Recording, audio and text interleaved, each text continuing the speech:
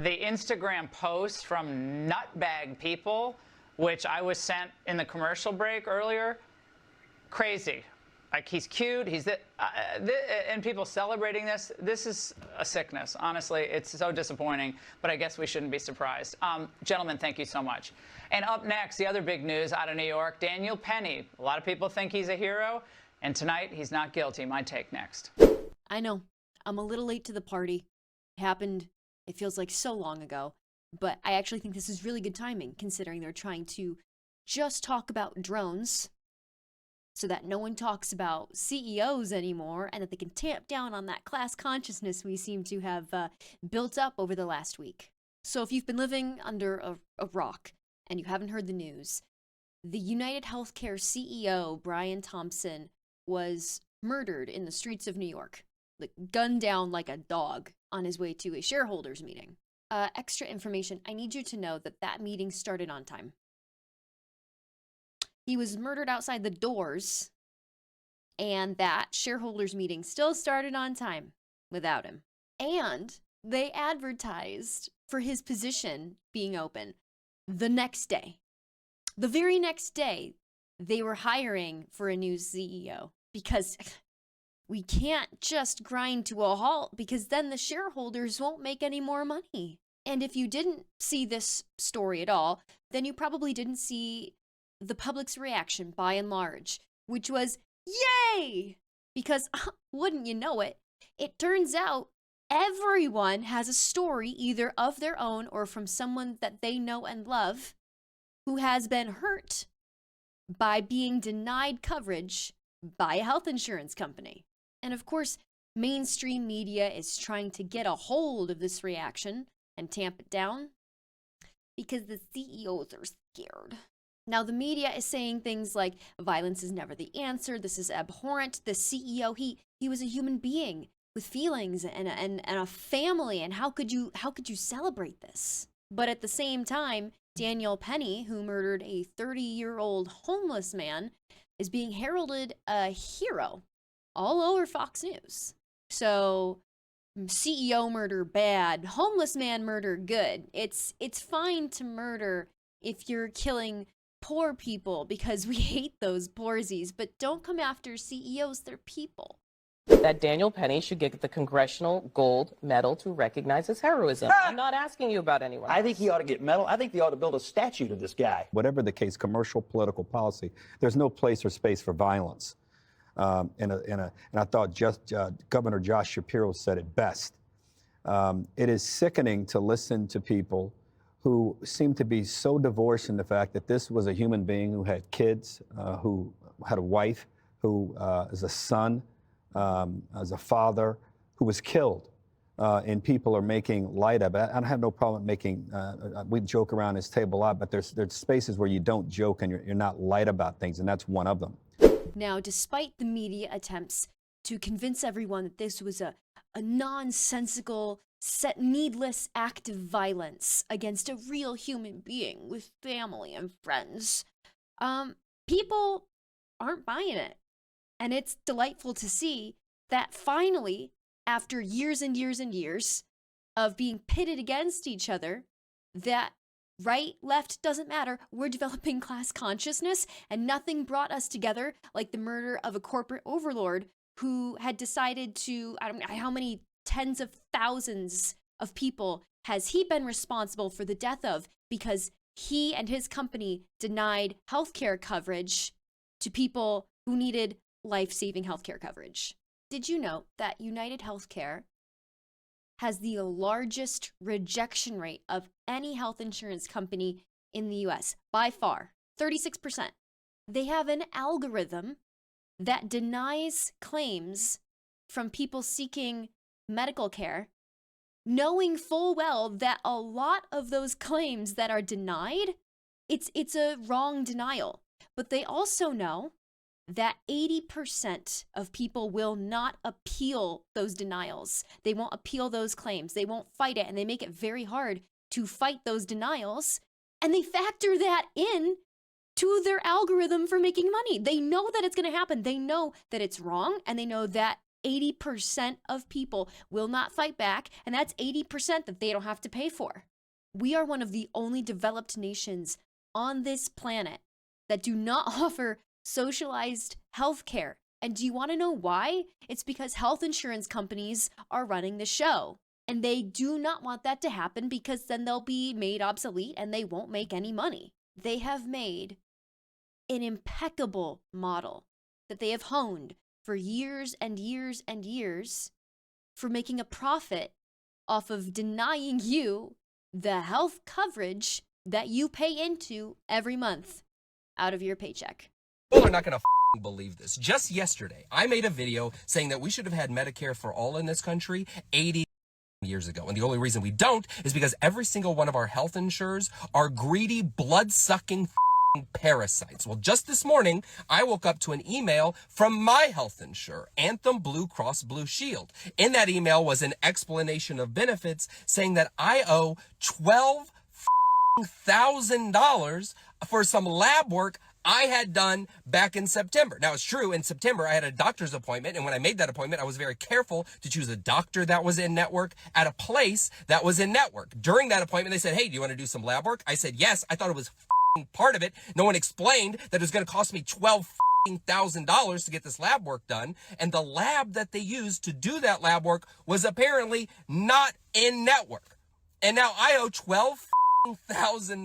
All right, for 12 grand, I could fly to Paris, get the lab work done, spend 3 months in Paris doing whatever it is Parisians do, eating baguettes and sighing non-committally, I guess, and then come back to the United States. This entire country sucks. Everything about it is a con designed to take money out of your wallet and put it into the wallets of people who are vastly more wealthy than you could ever imagine. That man made sure, and I've done this exact same thing before, that his, not only was the hospital that he went to in network, but that the very specific doctor that he saw was also in network. And he ended up getting a $12,000 bill from his health insurance company because that doctor from that hospital, both in network, decided to send his blood work to a lab that he was unaware of that happened to not be within network. Need more proof on why they're so evil? I know a woman who got pregnant, and before she got pregnant, it was a planned pregnancy with her husband. They decided to pick the health insurance plan that was best for prenatal care. Covered everything 100% with a small copay for every doctor's visit that you had. And 9 weeks in, she started bleeding. 4 days later, she had a miscarriage. And a month later, she received a bill for every prenatal service that she had received. They went through and decided, in hindsight, to uncover all of her prenatal care because it was no longer a normal pregnancy because it ended in a miscarriage. Not only did she lose her baby, but she then had to pay back for all of the prenatal services that she received. But that's not violence. No, because they're not actively walking up and slapping her across the face or shooting her. No, that's not violence. But it's that CEO who has created lots of violence, even though not at his own physical hands. Well, he had a family, and violence is never the answer. And you just need to go and create policy if you want to see change. Yeah, no, let's all, everyone, all of us at once, let's all quit our jobs if we have some things to say, if we want to have a say in this government, and then go get government jobs and go become politicians so that we can all shape policy, because that's how it should work. Oh, it'll never work. Oh, they'll just get another CEO. And if someone shoots that CEO, they'll just get another CEO. Yeah, that's true. But you know what? Changes have already been made. The day after that shooting, Blue Cross Blue Shield decided to roll out a policy stating they were only going to cover the first half hour of anesthesia for any procedure. And then they rolled it back. Now, let me be clear about something. They didn't roll it back because a CEO was shot. They rolled it back because of the public's reaction to that CEO being shot. It was the public's reaction. It was us developing a sense of class consciousness that made all those other CEOs afraid. And it made them desperate to try and control the narrative around the shooting. One of the great failures of Wall Street and of big business in general, they are not capitalist by nature. They are profit-seeking. There is a difference. Profit-seeking means that you will find money wherever it lies. So if the best way to make a profit as a business is to get in bed with corrupt Democrats, you'll do it. You'll rig the system for your own benefit if you can make a profit. A capitalistic company is one that will not do those things. If you are a capitalist, you say, I'm not interested in getting in bed with the government because I know that whenever anyone gets in bed with the government, they end up getting screwed. That's the nature of the bargain. The title of that video was The Evil Revolutionary Left Cheers Murder, and it was about how it was bad that allegedly Luigi Mangione murdered CEO Brian Thompson. Here we can see Ben's scramble to defend capitalism and power-hungry CEOs and shareholders by misdefining capitalism, stating that they're not capitalist, but they just do capitalist things. And he goes on to state that the left is disgustingly cheering on this cold-blooded murderer, and it is not okay to be murdering these poor CEOs in the streets. And his comment section, full of right-wingers, came for him.